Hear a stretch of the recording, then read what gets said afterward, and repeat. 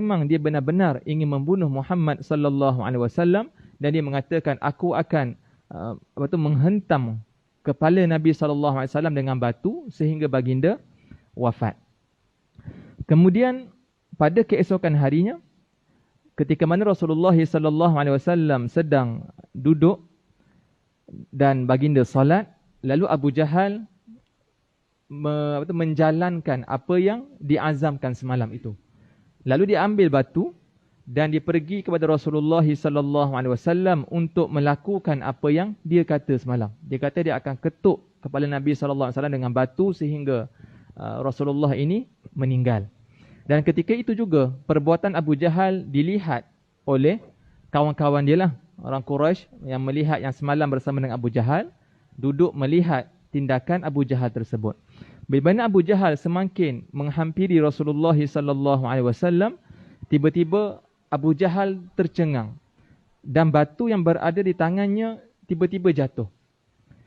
Kemudian orang yang memerhatikan, orang Quraisy yang melihat tindakan Abu Jahal itu, pada awalnya nampak memang dia akan pergi bunuh Nabi lah.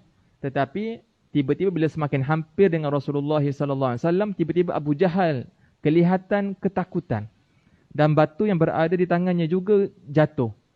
Lalu bila mana Abu Jahal kembali kepada kawan-kawannya yang sedang melihat tindakan Abu Jahal itu, lalu ditanya, wahai Abu Jahal, apa yang berlaku kepada kamu? Dia kata, ya Abul Hakam, malak.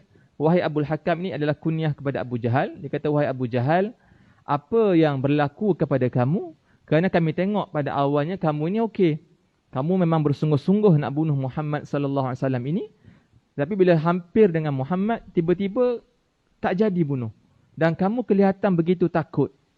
Maka jawab Abu Jahal, bila mana aku hampir dengan Nabi sallallahu alaihi wasallam dan aku hampir sahaja mengetuk atau memukul kepala Rasulullah sallallahu alaihi wasallam dengan batu sebagaimana yang aku ceritakan kepada kamu semalam, tiba-tiba aku melihat ada seekor unta yang begitu ganas dan unta itu seakan-akan ingin menerkam aku. Maka aku ketakutan dan aku batalkan hasrat untuk membunuh Muhammad sallallahu alaihi wasallam, dan kata Abu Jahal, aku tidak pernah melihat unta seperti itu sebelum daripada ini. Maka hasrat ataupun tekad Abu Jahal pada awalnya untuk membunuh Nabi Muhammad sallallahu alaihi wasallam tidak berjaya. Ini menunjukkan bahawa Allah Subhanahu wa taala memelihara Rasulullah sallallahu alaihi wasallam daripada kecelakaan. Kerana Allah telah berfirman dalam Al-Quran, wallahu ya'simuka minan nas.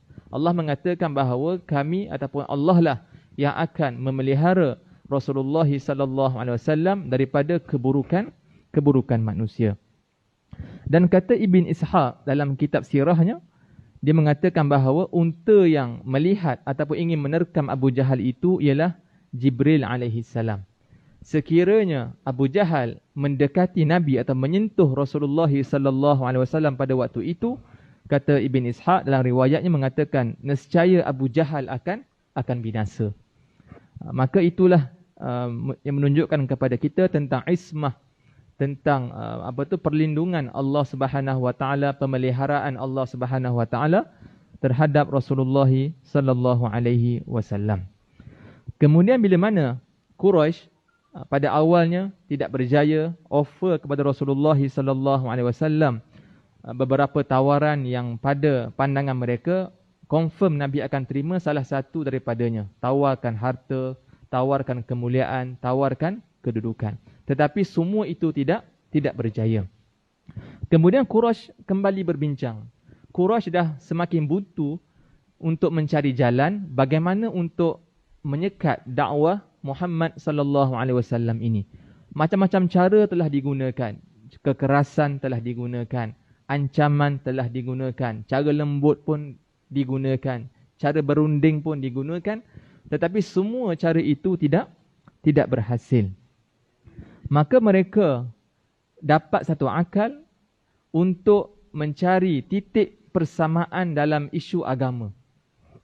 Maka mereka sekali lagi mendatangi Nabi sallallahu alaihi wasallam, dan ketika itu yang Nabi SAW sedang tawaf di Kaabah, datanglah beberapa orang pembesar Quraisy yang senior-senior, yang kira apa tu, yang senior lah, yang tua-tua ni. Antaranya Al-Aswad bin Al-Muttalib bin Asad bin Abdul Uzza, seorang Al-Aswad. Yang kedua Al-Walid bin Mughirah. Yang ketiga ialah Umayyah bin Khalaf. Yang keempat ialah Al-As bin Wa'il As-Suhami. Maka 4 orang ini datang sekali lagi bertemu dengan Nabi SAW, cuba untuk offer tawaran yang seterusnya, dan mereka ini ingin cari titik persamaan dalam isu agama. Sebab isu dunia mungkin Nabi tak pandang. Lalu mereka kata kita cuba masuk ikut agama pula. Maka mereka offer, mereka panggil Muhammad. Apa kata mereka? Ya Muhammad, wahai Muhammad, halummu falna'budu ma ta'bud. Wahai Muhammad, okeylah, kata, kami akan sembah apa yang kamu sembah, dan wa ta'budu ma na'bud, dan kamu juga kena sembah apa yang kami sembah. So dia offer Nabi. Dia kata, okey, kami akan sembah apa yang kamu dakwa itu. Kami akan mentauhidkan Allah Subhanahu Wa Taala. Kami akan sembah Allah. Tetapi kamu juga kena sembah apa yang kami sembah. Maka mereka mengatakan, fanashtariku nahnu wa anta fil amr. Dengan cara itu, maka kita sama. Kira fair lah pada mereka, adil. Aku sembah apa yang kamu sembah, dan kamu pun sembah apa yang kami sembah. Maka itu pada pandangan mereka adil.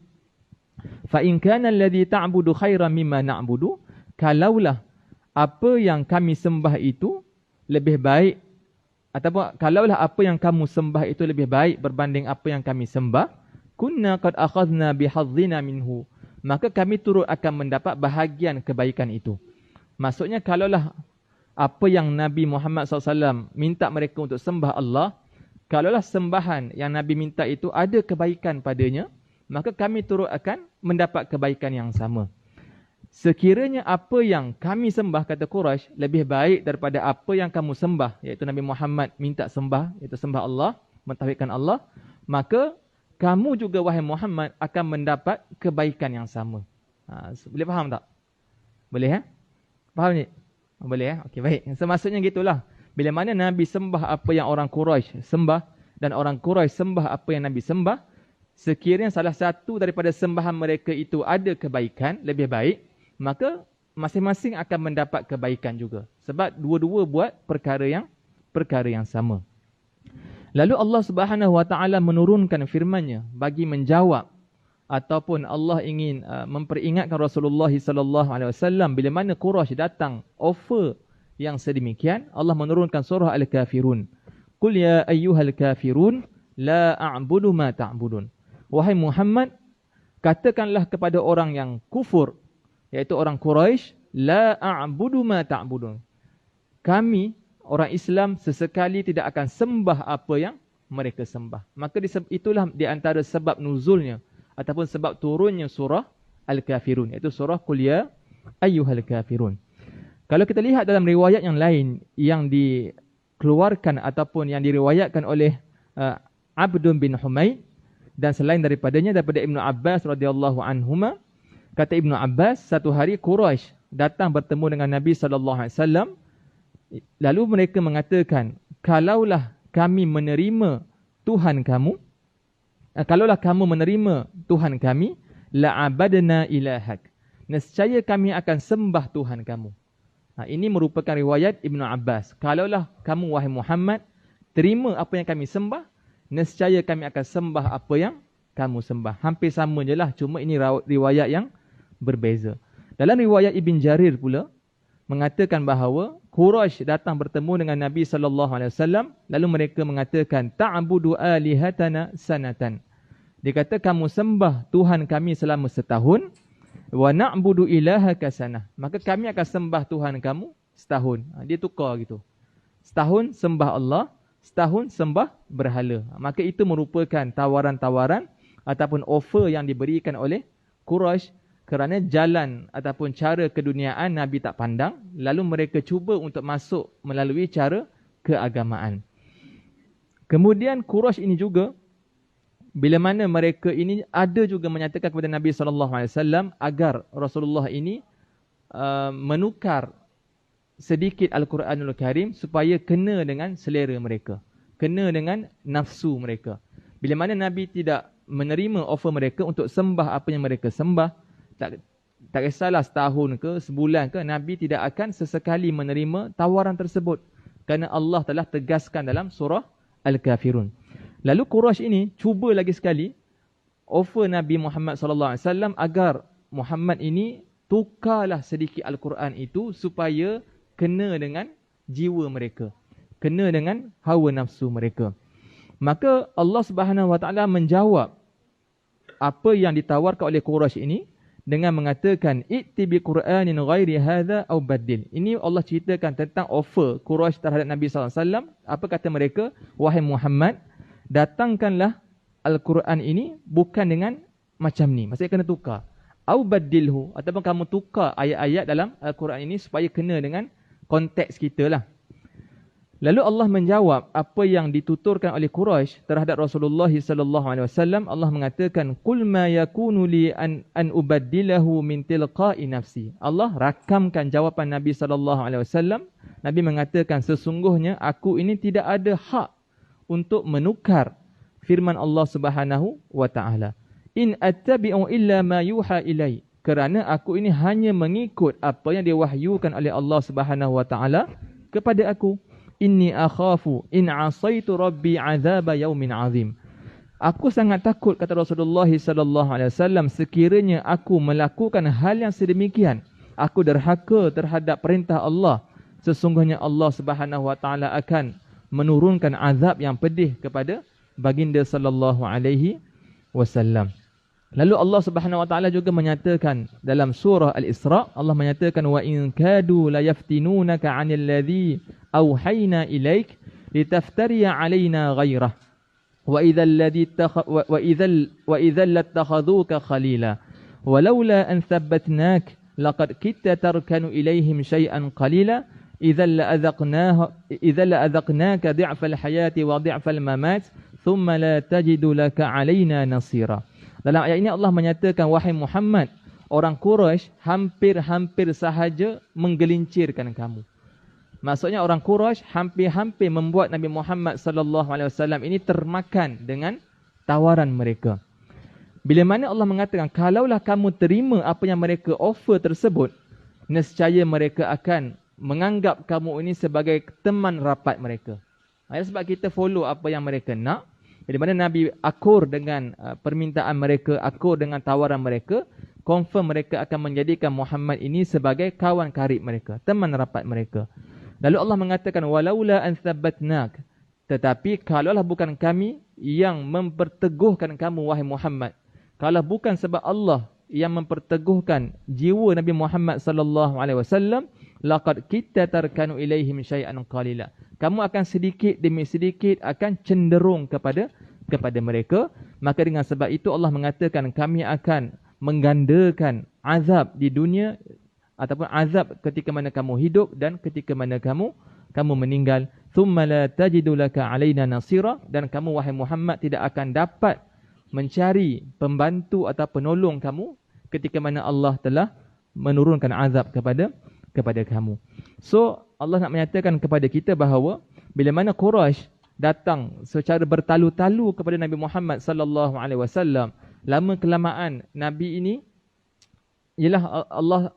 Nabi ini hampir tergelincir. Ialah sebab hari-hari di offer datang dengan tawaran yang macam-macam, tetapi Allah Subhanahu wa taala telah memperteguhkan keimanan, memperteguhkan jiwa Rasulullah sallallahu alaihi wasallam agar menolak segala tawaran itu dan meletakkan Allah Subhanahu wa taala di hadapan baginda. Bila mana Rasulullah SAW menolak semua tawaran-tawaran ataupun offer dan juga cadangan yang dibawa oleh Quraisy terhadap baginda, maka Quraisy fikir lagi. Dia hairan, dia rasa susah ataupun dia dah rasa buntu sangat dah. Macam mana nak buat dengan Muhammad ini? Seakan-akan mereka dah macam putus asa dah untuk memujuk Rasulullah ini agar berhenti daripada berdakwah. Tiba-tiba berdiri seorang daripada kalangan mereka, iaitu Quraisy, dan lelaki ini juga merupakan orang yang Quraisy yang jahat lah. Dia cuba untuk menanamkan lagi benih-benih kebencian. Namanya adalah An-Nadhr bin Al-Harith. Maka An-Nadhr bin Al-Harith dibangun. Bila mana Quraisy tengah sembang-sembang, bincang, kata kita dah tak ada cara lagi dah, kita dah memang dah gagal dah pun. Tiba-tiba An-Nadhr bin Harith berdiri. Dia kata, ya ma'asyara Quraisy, wahai pembesar Quraisy, wahai orang Quraisy, demi Allah, sesungguhnya Allah telah menurunkan kepada kamu sesuatu urusan, satu perkara yang sangat penting. Yang mana dulu kamu sangat mengagungkan Muhammad ini. Dulu kamu kata Muhammad Al-Amin, Muhammad ini orang yang amanah, Muhammad ini orang yang berkata benar, Muhammad tak pernah berdusta, kamu sayang dia, bla bla bla semua tu. Dia puji Muhammad, iaitu orang Quraisy sebelum Nabi dakwa bahawa Nabi ini merupakan Rasul atau Nabi, orang Quraisy sangat sayang kepada Muhammad sallallahu alaihi wasallam. Lalu bila mana Muhammad ini mengatakan dia adalah Rasul, dia adalah Nabi, tiba-tiba kamu kata dekat dia bahawa Muhammad ini seorang penyihir. Tetapi aku tidak melihat pada Muhammad itu ada ciri-ciri seorang penyihir. Kemudian kamu kata pula Muhammad ini sebagai seorang dukun, seorang bomoh. Dan aku tidak melihat bahawa pada diri Muhammad itu ada ciri-ciri seorang bomoh. Kemudian kamu kata pula Muhammad ini seorang pensyair. Tetapi aku melihat tidak ada pun ciri-ciri pensyair pada diri Muhammad. Sebab syair-syair itu semua orang tahu tentang syair pada waktu itu. Kemudian kamu tuduh pula Muhammad ini sebagai seorang yang gila. Tetapi aku tidak melihat ada ciri-ciri gila pada diri Muhammad sallallahu alaihi wasallam ini. Kemudian bila mana dia cuba untuk menanam kebencian lagi terhadap Muhammad sallallahu alaihi wasallam dalam diri orang Quraisy, kemudian orang Quraisy datang satu akal yang lain. Dia kata kalau begitu kita minta bantuan daripada Yahudi. Lalu Quraisy menghantar An-Nadhr bin Al-Harith dengan beberapa orang untuk pergi bertemu dengan pendeta Yahudi. Mereka nak minta pandangan Yahudi lah pula. Sebab mereka dah tak ada akal lagi dah macam mana nak buat dengan Muhammad sallallahu alaihi wasallam ini. Lalu An-Nadhr bin Al-Harith dan beberapa orang Quraisy pergi bertemu dengan Yahudi ataupun pendeta Yahudi lah, ulama Yahudi. Lalu dia ajukan pertanyaan kepada pendeta Yahudi ini. Dia ceritalah bahawa dekat tempat dia ada seorang yang mengaku Nabi semua-semua itu. Maka diminta Yahudi ini memberi opinion, beri cadangan. Apa yang patut kami lakukan? Maka jawab pendeta Yahudi itu, kalau begitu kamu tanyalah kepada Muhammad itu 3 soalan. Kalau Muhammad itu dapat jawab ketiga-tiga soalan ini, maka benarlah dia ini merupakan seorang Nabi. Dia merupakan seorang utusan Allah Subhanahu Wa Taala. Tetapi kalau Muhammad ini gagal menjawab ketiga-tiga soalan ataupun salah satu daripada soalan ini, maka dakwaannya sebagai seorang Nabi ialah satu dakwaan yang palsu. Maka soalan yang pertama yang Yahudi minta Quraisy tanya kepada Muhammad ini ialah tentang perihal sekumpulan lelaki yang mana lari daripada pemerintah yang zalim.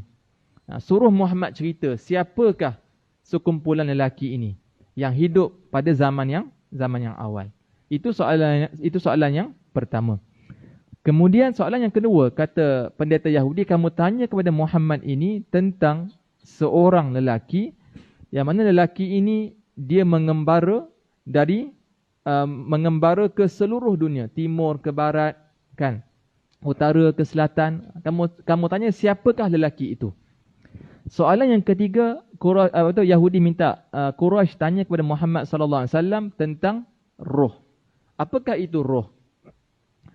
Bila mana mereka pulang ke Mekah, lalu Quraisy pun tanyalah, wahai Al-Harith, wahai An-Nadhr ataupun An-Nadhr bin Harith, apa yang pendeta Yahudi ceritakan kepada kamu? Apa yang mereka suggest kita untuk lakukan? Maka kata An-Nadhr bin Al-Harith, mereka minta kita untuk tanya kepada Muhammad 3 soalan ini. Kalaulah Muhammad berjaya untuk menjawab ketiga-tiga soalan ini, maka benarlah Muhammad ini merupakan seorang Rasul, seorang utusan Allah Subhanahu Wa Taala. Kalau Muhammad gagal menjawab salah satu daripadanya, maka dakwaan Muhammad itu adalah dusta. Maka mereka pun pergilah bertemu dengan Rasulullah sallallahu alaihi wasallam dan tanya kepada baginda sallallahu alaihi wasallam tentang 3 soalan ini. Soalan yang pertama tentang sekumpulan pemuda yang lari daripada pemerintah yang zalim. Maka Nabi ceritakan kepada mereka bahawa sekumpulan manusia itu ialah penghuni-penghuni gua, iaitu Ashabul Kahfi. Nabi cerita, disebabkan Allah Ta'ala menurunkan surah Al-Kahfi kepada Rasulullah tentang cerita bagaimana mereka lari dan sebagainya. Maka Nabi cerita dengan detail kepada mereka tentang Ashabul Kahfi ini. Maka selesai soalan yang pertama. Nabi jawab soalan mereka. Soalan yang kedua tentang lelaki yang mengembara begitu jauh, hampir ke seluruh dunia. Maka Nabi mengatakan bahawa lelaki itu merupakan Zulqarnain. Zulqarnain yang telah memenjarakan Ya'juj dan Ma'juj. So Nabi jawab soalan yang kedua dengan tepat, dengan betul. Soalan yang ketiga tentang perihal roh. Maka Nabi pun menjawab, apakah itu roh berdasarkan surah Al-Isra' bila mana Allah mengatakan wa yas'alunaka 'anir ruh wahai Muhammad, bila mana mereka yakni Quraisy bertanya kepada kamu tentang roh, apakah itu roh? Katakanlah bahawa kulir ruhu min amri rabbi.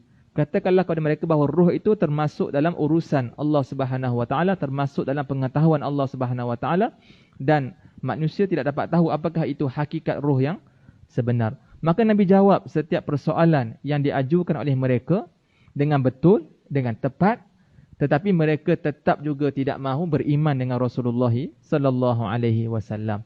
Disebabkan mereka ini, hati mereka telah tertutup daripada menerima hidayah. Buatlah macam mana cara sekalipun, tetapi kalaulah tidak ada keinginan untuk berubah, tidak ada keinginan untuk menerima apa yang hak, buatlah apa cara sekalipun, semua itu tidak akan berjaya. Walaupun Nabi telah menjawab ketiga-tiga soalan dengan betul, dengan tepat, tetapi mereka tetap juga menolak apa yang dibawa oleh Rasulullah sallallahu alaihi wasallam. Sepatutnya kalaulah Nabi berjaya menjawab ketiga-tiga soalan dengan betul, maka mereka kenalah beriman dengan Rasulullah sallallahu alaihi wasallam sebagaimana yang telah dinyatakan oleh pendeta Yahudi. Kalaulah Muhammad ini berjaya menjawab dengan betul ketiga-tiga soalan, maka dakwaannya sebagai seorang rasul atau nabi itu merupakan dakwaan yang hak, dakwaan yang betul. Tapi orang Quraisy tetap ingkar, tetap tidak mahu beriman kepada Muhammad sallallahu alaihi wasallam. Yang terakhirnya, sebelum kita pergi kepada topik yang lebih penting, bila mana Yahudi telah berusaha dengan begitu banyak cara, masuk jarum ikut cara keduniaan pun tak dapat, offer Nabi dengan kuasa, dengan jawatan, dengan harta tak berjaya. Kemudian cuba pula cari titik persamaan dalam isu agama pun Nabi tolak. Kemudian dia cuba minta bantuan dengan Yahudi untuk tanyakan 3 soalan pun dia orang dah lakukan, dah minta talian hayat, tetap juga tidak berjaya. Lalu sampai ke satu tahap mereka ini melakukan satu al-muqata'ah al-ammah, ataupun dalam bahasa lain kita katakan al-hisar al-iqtisadi. Mereka cuba pula untuk boykot Nabi Muhammad dan juga para sahabat ridwanullahi alaihim. Cuma topik ini agak panjang, kita akan bicarakan pada kuliah yang akan datang insya-Allah. Cuma dia ada topik kecil dekat sini mengatakan bahawa Rasulullah sallallahu alaihi wasallam ini, kenapa orang Quraisy tidak berani untuk menyentuh ataupun melakukan kekerasan kepada Muhammad sallallahu alaihi wasallam ini sebagaimana yang mereka lakukan kepada para sahabat, disebabkan Nabi Muhammad ini di belakangnya ada keluarga-keluarga atau kerabat Nabi yang backup. Kerabat Nabi yang memelihara, telah berbai'ah, telah berjanji setia untuk memelihara atau menjaga Muhammad sallallahu alaihi wasallam daripada ancaman musuh. Walaupun mereka berbeza agama, tapi disebabkan semangat kekeluargaan, asabiyah itu tinggi, walaupun Muhammad ini berbeza agama dengan mereka, tapi mereka tetap akan memelihara dan menjaga Muhammad sallallahu alaihi wasallam. Cuma Abu Lahab sahaja, kerana Abu Lahab ini merupakan pak saudara Nabi juga. Namanya Abdul Uzza bin Abdul Muttalib. Adik-beradik dengan Hamzah, adik-beradik dengan ayah Rasulullah sallallahu alaihi wasallam, tapi Abu Lahab sahaja keluarga Nabi yang tidak bersama dalam janji setia tersebut. Abu Lahab awal-awal dah declare dah bahawa dia tidak akan menjaga dan tidak akan memelihara Muhammad sallallahu alaihi wasallam. So itulah sedikit sebanyak yang boleh kita sampaikan. InsyaAllah selepas azan saya nak sampaikan beberapa wasiatlah tentang Ramadan insyaAllah. Ringkas sahaja. Kita beri laluan untuk azan terlebih dahulu.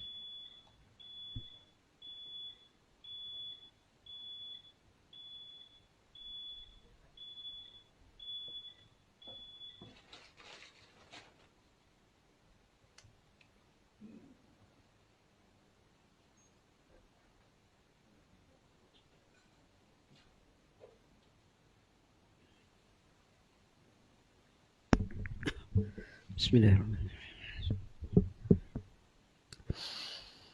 Allahu Akbar, Allahu Akbar. Allahu Akbar, Allahu Akbar. Asyhadu an la ilaha illallah.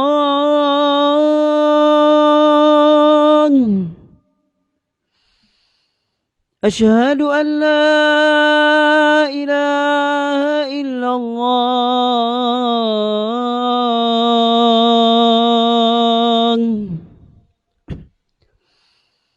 Asyhadu anna Muhammadar Rasulullah.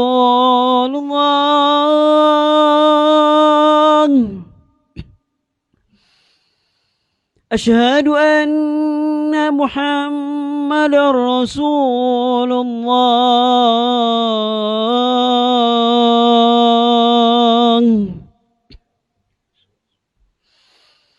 Hayya 'alas shalah.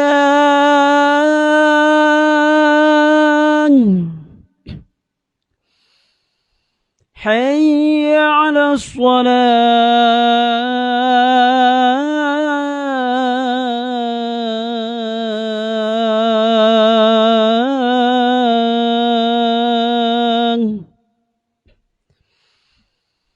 Hayya 'alal falah.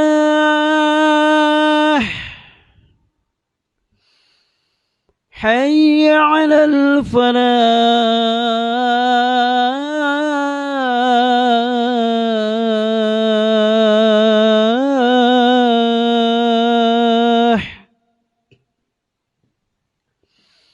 Allahu Akbar, Allahu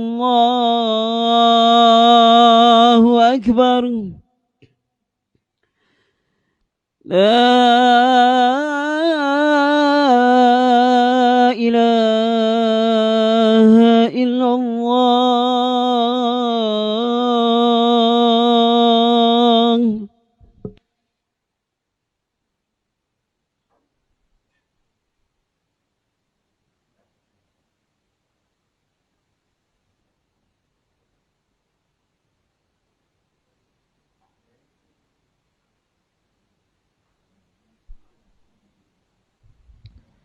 Bismillahirrahmanirrahim.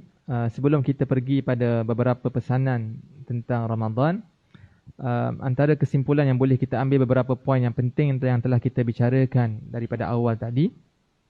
Yang pertama, kita nak katakan bahawa hidayah itu adalah milik Allah Subhanahu Wa Taala.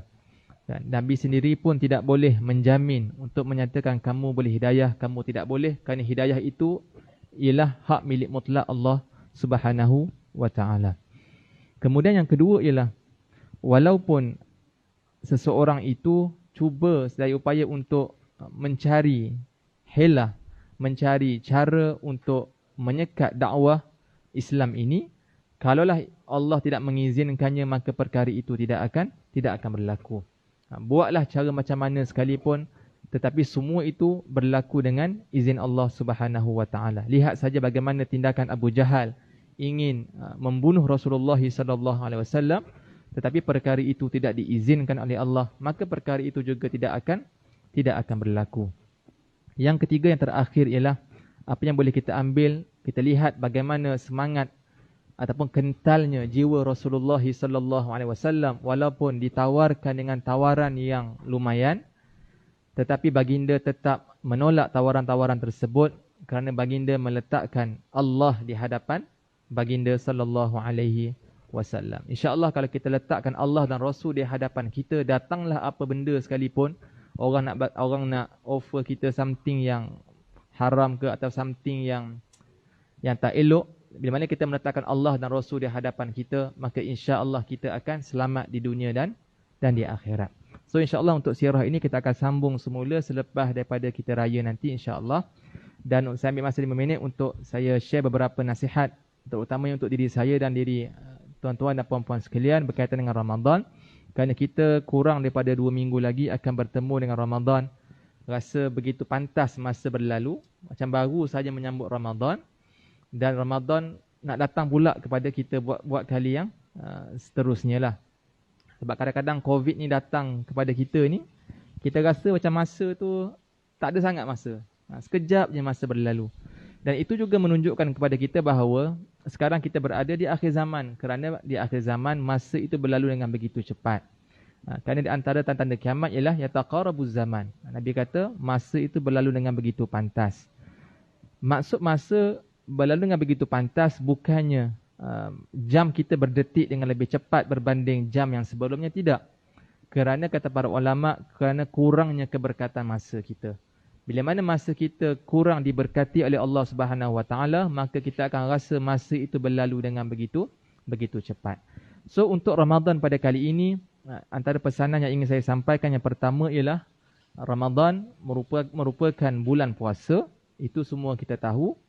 Dan kita kena ingat satu perkara yang penting, tujuan pensyariatan puasa ini ataupun maqasid puasa ini adalah Allah ingin mendidik kita agar menjadi insan yang bertakwa. Allah menyatakan la'allakum tattaqun. Bila mana Allah sebutkan tentang firman, bila mana Allah menyebutkan tentang ayat kefarduan puasa, lalu Allah menutup ayat itu dengan la'allakum tattaqun, moga-moga dengan puasa itu akan menjadikan kamu hamba Allah yang bertakwa. So cubalah kita jadikan Ramadan pada kali ini agar kita dapat membentuk ketakwaan dalam diri kita. Dan takwa ini merupakan sifat ataupun ciri yang melibatkan dalaman kita, batin kita. Kata takwa, kata Rasulullah SAW, at-taqwa hahuna. Nabi mengisyaratkan pada dalam diri Nabi itu. Takwa berada di dalam jiwa kita, dalam hati kita. Yang kedua ialah Ramadan merupakan syahrul qiyam. Ramadan merupakan bulan untuk kita mempertingkatkan ataupun kita menghidupkan malam-malamnya dengan ibadah kepada Allah Subhanahu Wa Taala. Bukannya pada malam-malam yang lain kita tak dituntut untuk beribadah, tak. Tetapi pada bulan Ramadan kita perlu melebihkan lagi ibadah kita pada waktu malam. Antaranya cubalah untuk kita melazimi solat sunat tarawih. Kerana malam dalam Islam bermula selepas maghrib dan berakhir sebelum subuh, sebelum terbitnya fajar. So kalau kita boleh komit, kalau kita boleh untuk istiqamah tunaikan solat sunat tarawih, mudah-mudahan kita termasuk dalam kalangan mereka yang Nabi sebutkan, man qama ramadhana imanan wahtisaban ghufira lahu ma taqaddama min dhanbi. Sesiapa yang mendirikan atau menghidupkan malam-malam Ramadan dengan penuh keimanan, dengan penuh pengharapan redha Allah, mengharapkan pahala daripada Allah, maka akan diampunkan dosanya yang telah lalu. Kalau kita ini jenis susah nak bangun tengah-tengah malam, tahajud dan sebagainya, at least kita cuba untuk melazimi solat sunat tarawih. Kerana Ramadan merupakan syahrul qiyam, bulan untuk kita menghidupkan malam-malamnya dengan ibadah kepada Allah. Selain solat, kita boleh baca Al-Quran, berzikir dan sebagainya. Sebab siang kita disibukkan dengan urusan dunia kita, urusan kerja kita. Yang ketiga ialah Ramadan ini merupakan syahrul Quran. Ini paling penting. Ramadan merupakan bulan di mana Allah Taala turunkan Al-Quran kepada Nabi Muhammad sallallahu alaihi wasallam. Maka cubalah kita mendidik diri kita, budayakan Al-Quran dalam kehidupan kita, dalam kalangan ahli keluarga kita, dalam kalangan masyarakat kita ini. Mudah-mudahan Al-Quran itu akan menjadi penyelamat untuk kita di hari akhirat kelak. Kalaulah kita ini malas untuk membaca Al-Quran, bagaimana Al-Quran akan datang kepada kita sebagai pemberi syafaat kepada kita. Dan kata-kata Uthman bin Affan radhiyallahu an yang cukup terkesan, kata Uthman bin Affan, "Lau tahurat qulubukum", kalaulah hati kamu itu bersih, suci, nescaya kamu tidak akan puas daripada membaca Al-Quranul Karim. Tetapi kalau kita tak baca Al-Quran, nak belik Al-Quran pun malas, itu menunjukkan bahawa hati kita kotor sebenarnya. Kalau hati kita bersih, hati kita suci, kata Uthman bin Affan, kita tidak akan puas daripada membaca Al-Quranul Karim. So jadikan Ramadan sebagai bulan untuk kita memulakan pembudayaan Al-Quran dalam kehidupan kita, insya-Allah.